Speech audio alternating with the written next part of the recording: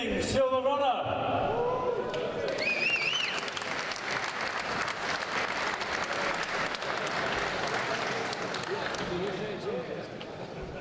I'll just give you a minute to find a place to sit down with a cold beer or two. You're going to need it.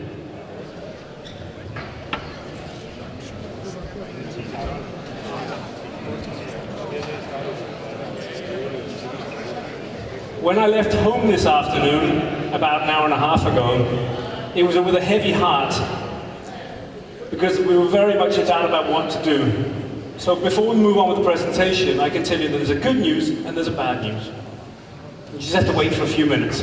Before that, I'd just like you to say hi to Ole. He's coming especially to say welcome to Svendborg.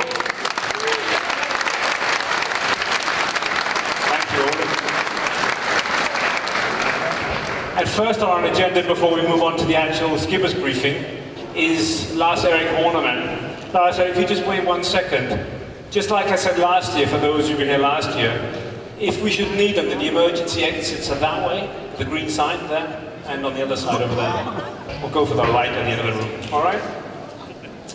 Lars-Erik, whenever you're ready, the Deputy Mayor of Svendborg would like to welcome you.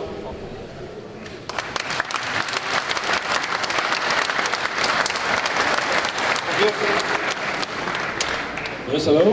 Welcome to Svendborg. I'm the number 2, the vice mayor, and I'm chairman of the part of the council taking action in all the cultural activities. So I have got this opportunity and this invitation. I'm very glad for that. And I'm very glad to see so many people, so many of you being so brave. So you're going to take this challenge and move all the way here to Svendborg to take part of in this big race, Silverrudder. I also heard of a man. I hope I will see him maybe today or tomorrow, who has been practicing this single-hand sailing from Finland and to here. I think that's a very good kind of training. Welcome to the class.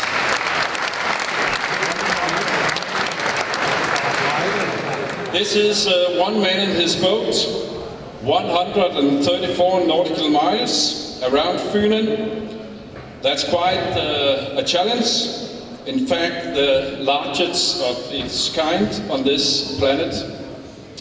A challenge which is named Silverrudder, Challenge of the Sea, or as many of us common people are calling it, the Iron Man of the Sea.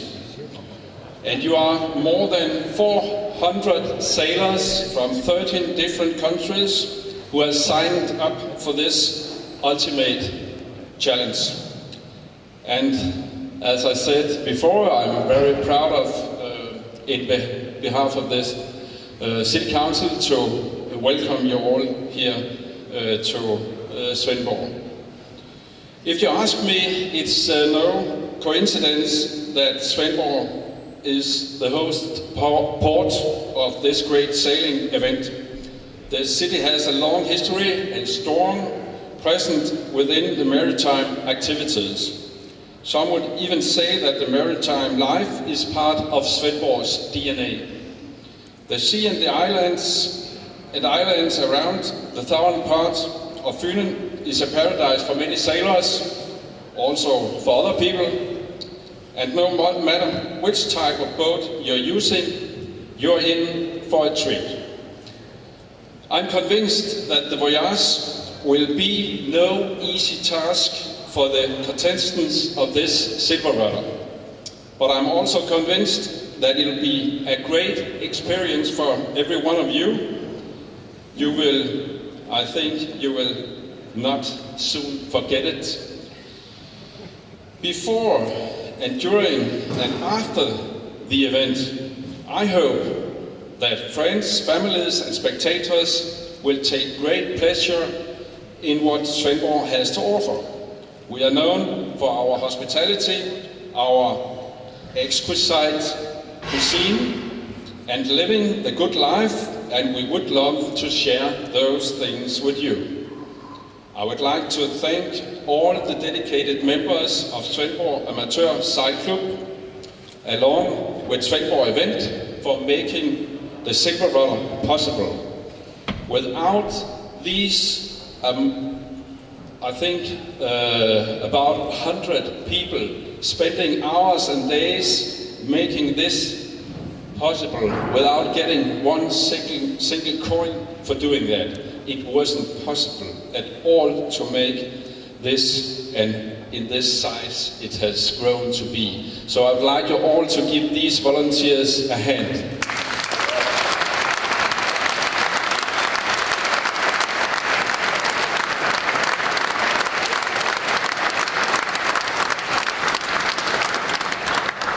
I will start with this. I'm happy to welcome you all to the Silverrudder Challenge of the Sea. I hope that everyone will have a great time, both on land and sea, almost like one of Roderick's songs, On Land and Sea.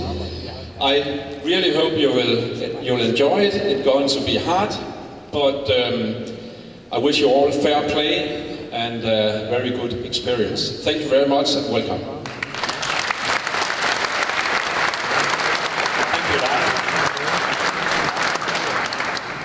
Just to go through the agenda for this evening, I'm going to be doing the sailing instructions, that's the pre-skipper briefing. And my colleague Mette Hunde will be doing the meteorological briefing for you again this year, and as you can probably imagine, that's going to be more relevant than ever. Following that, we've got dinner at 7 o'clock rather, 1900, and then at 8:30, I've been told around then, Phil Sharp, who has recently broken the Guinness World Record Round Britain race and is the 2006 winner of Route de Rome, is coming to do a quick interview presentation for you. Look forward to that. Now, the moment you've all been waiting for. You didn't come in to talk to me. The race committee has spent the last 48 hours non-stop, 24 hours a day, monitoring the weather.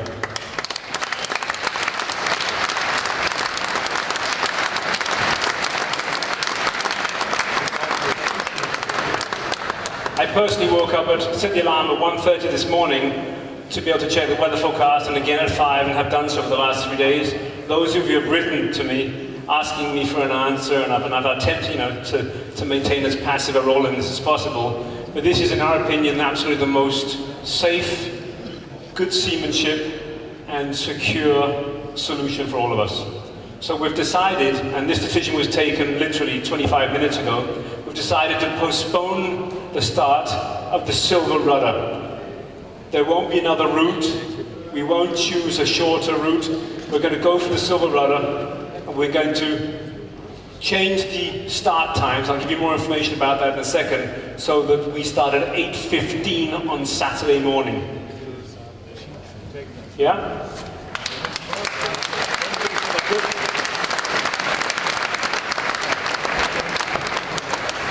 The deadline for completion of the race will be at 1500 on Sunday, and that's due to cranes and clearing rooms and having the volunteers to be able to clear up the place. Good. We appreciate that of the 450 enrolled sailors, that more than half have already sailed home. We understand that was necessary for many. We've got people that sailed here from Oslo, from Finland, all parts of Germany. People have driven here from all parts of Europe, as Lars said, 13 different nations. And we've done everything we possibly could to try and live up to your requirements and your expectations. The stuff that I've written and read this evening is the really important stuff. That's the stuff worth remembering. In order to participate for this rescheduled race, we'd like you to come and re-register between 9 and 1500 tomorrow morning. You don't have to do anything with your trackers. We just want you to complete a piece of A4 paper in which you cross off which start you're in. We're going to amend the start times and the start categories due to the fact there are so many fewer boats. Yep? Is that clear? You just have to come here between 9 and 15. I'm going to rush off to my office in a minute when I've had dinner and make out a new piece of paper. So we just need to know exactly how many boats are starting for safety purposes. Yeah? There'll be a new skipper's briefing, much shorter than one this evening, tomorrow at 5 o'clock, where we'll decide which way we circumnavigate Fulham. The weather still isn't perfect, but it's much better. Our meteorologist showed me the latest weather forecast that literally arrived at 1600, and they were forecasting 17 to 21 meters per second, so that's the mean wind of up to 40 knots, and that's just not safe to sail in. So we're going to go for the Saturday to Sunday window.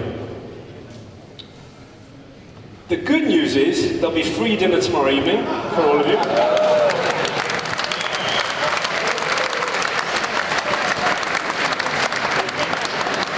Local pizzerias aren't going to be too happy, but so be it. We've rescheduled the starts like this.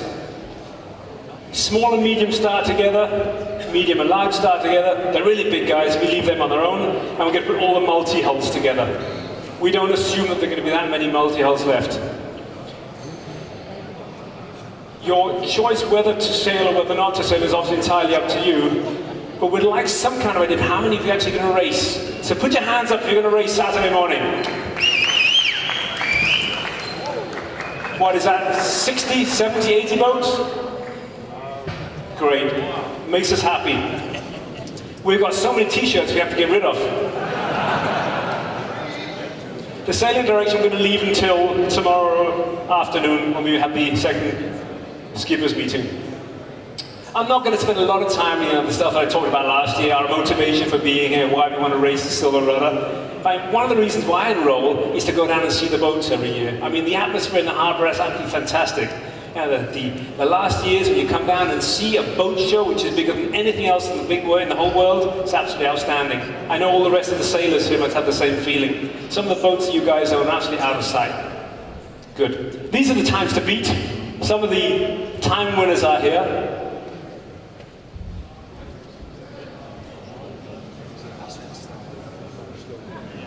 And there's a very, very, very fair chance of being able to break those records from Saturday to Sunday.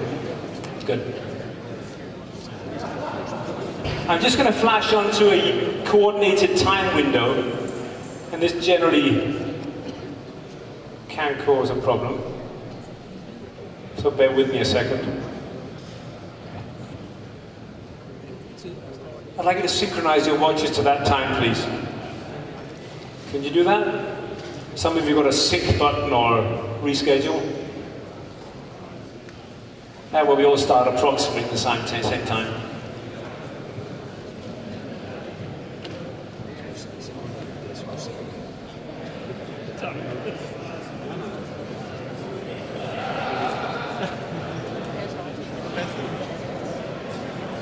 Okay.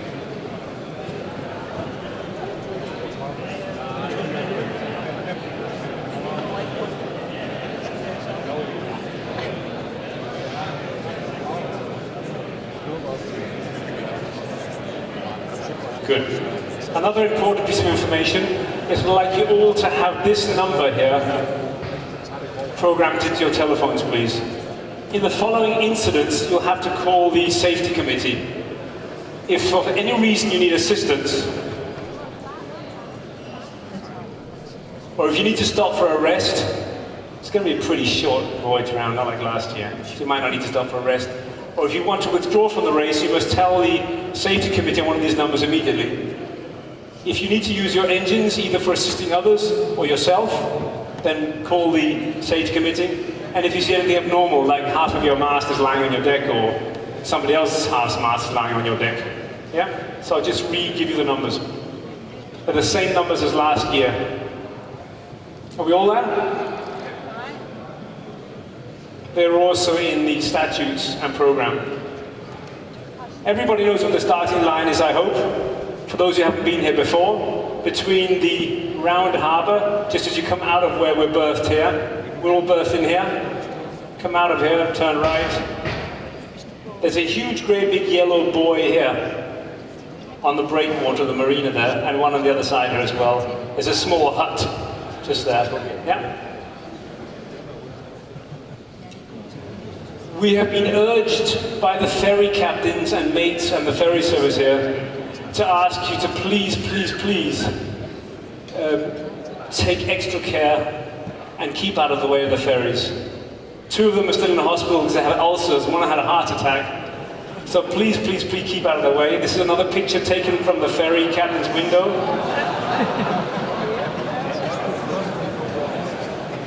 One of you, or a few of you might recognize your boats. There may be a boat or a ship which is underway by means of engine, but you still have to keep out of their way. Good. Everybody's aware of the fact that there are now breakwaters on the bridge. Beware, if we send you out on attack out from here, there is enough water between here, but there's not a lot of space. The draft of the water isn't a concern. I think there's about 7 meters here, but there's not a lot of space here. The wind that you're going to be experiencing, or the winds that will be arriving here tomorrow, will generate a lot of current coming down through Svendborg. And you might experience 3 or 4 knots of current when it gets really bad. Yeah? Normal is about 1.5. So be very aware of that. Everybody has to have a number in their mainsail. I'm sure the few of you that are left all have numbers and all set and very professional. There'll be a jury vote on the starting line to make sure that nobody's breaking the rules and nobody's starting too early or premature starts. Remember that we sail in accordance with the collision avoidance rules, just like the previous years. I'll spend a few minutes talking about that like I did last year. The collision avoidance rules means you don't luff other boats and so on.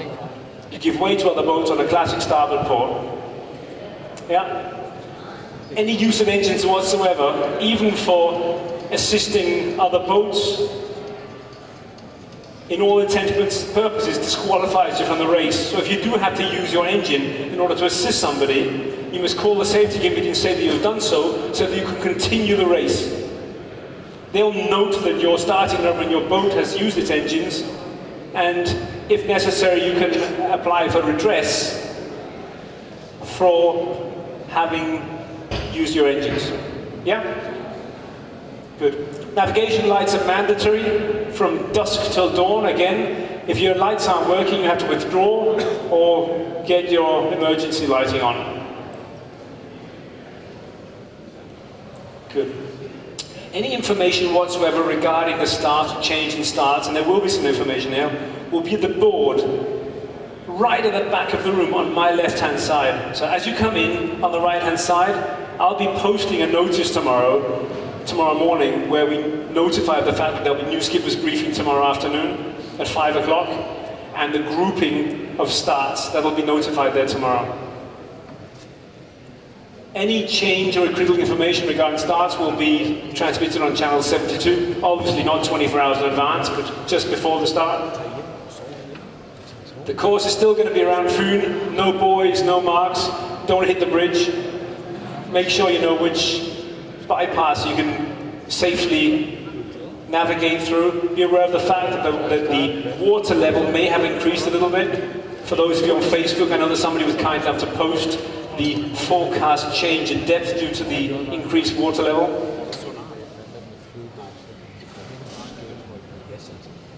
This is the starting procedure. Now, these times are going to be changed. Like I said, our new times we didn't decide upon them until 25 minutes ago. But they'll be just on a classic 5-minute start, 5, 4, well, I've got 5 minutes before, and then 4 minutes before, 1 minute before, and then start. Yeah? Please note that the flags take precedence of any sound or VHF signals. The starts will be monitored on the VHF and called, but keep an eye on the flags. So if the gun fails or the whistle fails, you should be observing the flags. Yeah. These are not applicable. I'll change those by tomorrow. Good. That again is not applicable, but any boat not having started within 60 minutes after the first start, so that should be 10:15 on Saturday, will be registered not having started. I'm going to leave that postponement, but anything will be on the notice board. We won't be recalling starts, even though there are much fewer boats. We won't be recalling starts, and anybody who is on on-course side before the start will penalize at least 30 minutes. Anybody who decides to start now will probably get a penalty of more than 30 minutes. Okay. This deadline isn't applicable either. It's now changed to 1500, but I'll have all that sorted out by the time we do the briefing tomorrow. I hope you'll bear with me. I know this is a bit confused. Okay?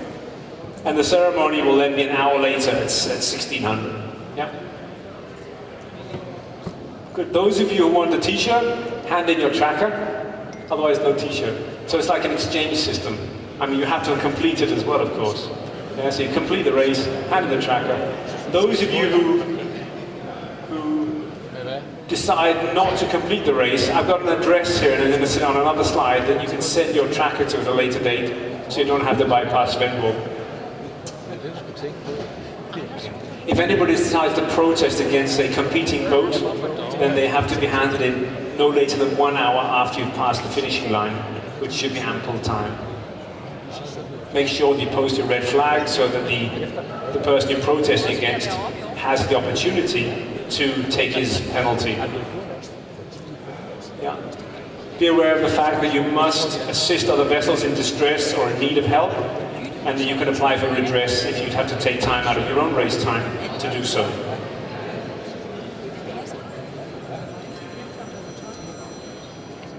Most of the boats that should have been checked by now. There aren't that many boats in the harbour to check, as there usually are. But the very second you've been checked and you've received the tracker, you verify that you have all the necessary safety equipment and you can comply with the Silverrudder statutes. So flares and buckets and all that stuff. If you decide to withdraw from the race, like I said earlier, please let us know. The wind doesn't look as though it's very light Saturday to Sunday. You're still going to be experiencing up to 20 to 28 knots of wind, the way the weather forecast is at the moment. Yeah? So if you decide to retire or seek a safe port, then let us know by on the same numbers again. Very, very briefly, the collision avoidance rules apply. And I know in a situation like this was under the bridge, and I can at least recognize 2 or 3 of them. This is one of my competitors here. You have to actually count the forward hatches or the spinnakers or sails to see how many boats there are there. There are in fact 1, 2, 3, 4, 5 boats in this pile-up, and not just 3 as it originally looks like. So I appreciate that abiding or sailing by the collision avoidance rules might be difficult there, but in all other instances you should do what you can to make sure that the rules are applied by. So, if you're overtaking, you give way to the overtaking vessel. You're not allowed to luff an overtaking vessel. Yeah? And the boat that is being overtaken must maintain course and speed. I know I did this last year, but this is because we've had boats that have attempted to luff other boats up constantly so the boats couldn't pass by. There shouldn't be a problem with it, this few boats starting. Yeah? Good. This is the address you have to return your tracker to in case you do not come back to Svendborg if you don't complete the race. You might like to write that down.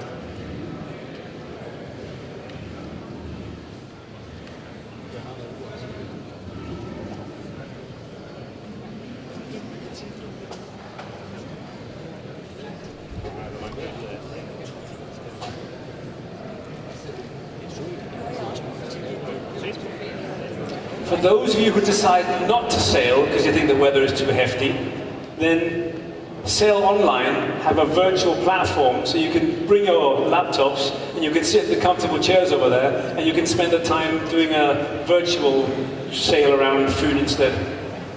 Yeah.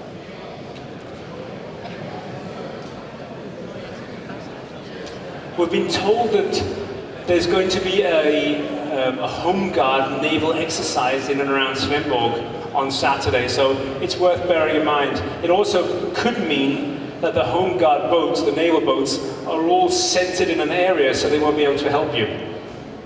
It's nice that they're here, but they might all be piled up in one port somewhere. Yeah? This is important for you.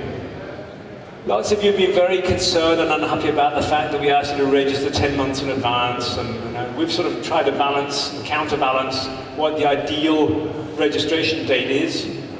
And we've decided that the Silverrudder next year will take place on the 20th of September. Don't take the picture yet, because the next stuff is much better.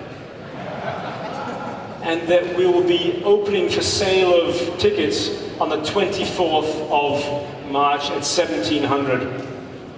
So those of you who go skiing in March, you can still ski and be back in the piste. You may have to reduce your après-ski that day, but that's what I've done on a Sunday. And nobody's going to be in church there either. And once again, we're restricting the sale of starting numbers to 450 for safety purposes. Dinner's at 7 o'clock. Before we have dinner, Mette would like to just run through the weather briefing for you. Yeah?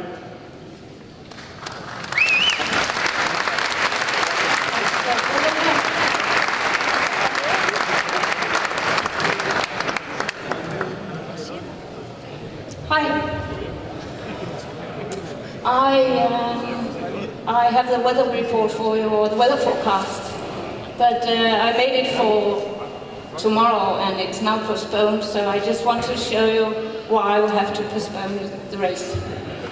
And I'll be back tomorrow, same time, and tell you the new weather forecast for your race on Saturday. As we all probably know, there is a low pressure moving and passing Denmark, and it now has a name. It's called Knud. The Danish Meteorological Institute gave it that name today, and it will affect your race. And it has a cold front attached to it also. I'd like to show you where we get all our weather information, because for the last many days we have looked at the weather so many times every day, and I'm sure you have to try to find a good weather forecast. And but all those sources of information have told us almost the same story. So, but I have picked some to show you. Tomorrow morning at 10 o'clock, when the race is about to start, I found this on Wettercentrale, and it shows us the wind in the starting area, or was supposed to be the start. And it's not good. The blue line is the average wind, and the little red dots are the gusts. And on the top you can see the red dotted line, that's the low pressure passing north of us. So to sum up about what it tells us is that from 8 to 11 it's wind 8 to 12 meters per second, gusts of 18 meters per second, but the bad thing starts after that. You can see the blue line going up. Wind speed increases from up to 18 meters per second, and gusts to 23 meters per second. That's very much. Just 20 minutes ago, I saw the latest weather forecast from the Danish Meteorological Institute, and it says now there is a gale warning for our waters all around Fyn, and it says up to 21 meters per second in the average wind. So the gusts will be much more, of course.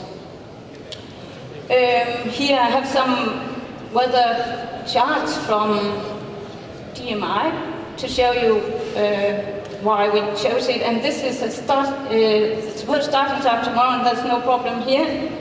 But here it is 12 o'clock, and you can see from the west the wind is coming. It's now increased, and here we have 3 o'clock tomorrow afternoon, where the wind is supposed to be up to 20 meters per second, and that's very much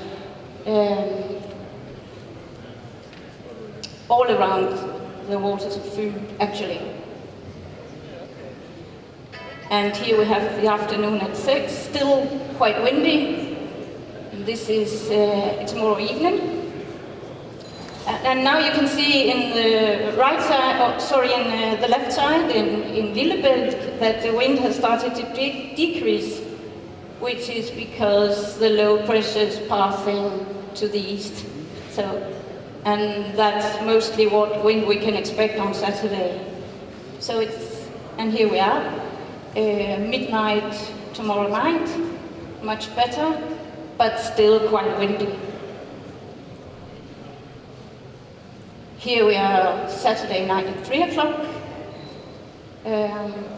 Still north of Fyn, quite much wind. And here we are Saturday morning, 6 o'clock.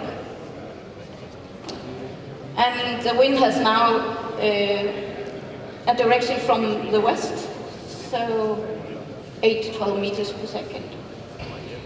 I will, of course, come back tomorrow and show you the latest one, but here's a summary of what we can expect, and I've read it in Danish and German also. Excuse my German if it's not correct, but it's quite much.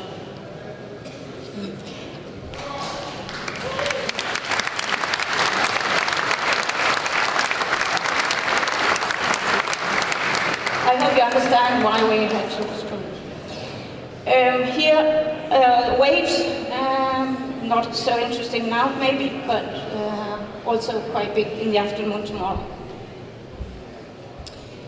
And here's the weather chart, that how it was supposed to be tomorrow at 2 o'clock local time, with the low pressure and the cold front, and all the yellow color is rain.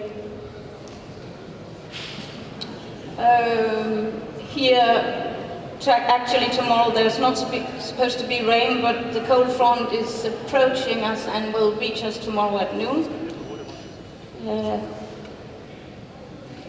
And here we are, 2 o'clock tomorrow. The cold front has almost passed Fyn, but behind the cold front is an unstable cold air that gives us showers. And the weather forecast says also thunder in the showers may come. So this is a summary for the rain, the precipitation for tomorrow, which is not good.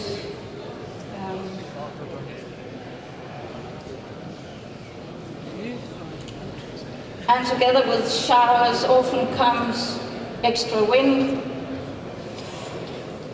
The temperature, when the cold front passes, the temperature will drop. It will be a nice warm morning tomorrow, but it will be colder. And the sea is still quite warm. Current, I will tell you more about the current tomorrow. Maybe that's not so interesting now. Yeah? Okay. So I'll just skip all those with the current. We have a tidal current in Silverrudder. Okay, that's it. See you tomorrow.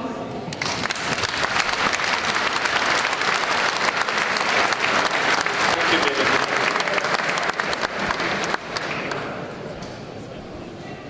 Good. That's all from us for today. Remember, there's dinner at 7 o'clock and Phil Sharp coming afterwards. I hope you are satisfied with the solution that we've made. Most of you look pretty happy. Yeah? I certainly feel it's a lot safer than sending you out in 50 knots of wind. Yeah? Appreciate your understanding that we've decided to postpone, and I hope we get to hand out loads of t-shirts on Sunday. And if you drink lots of beer tonight, you've got all day tomorrow to recover. So it's a win-win. Enjoy yourselves.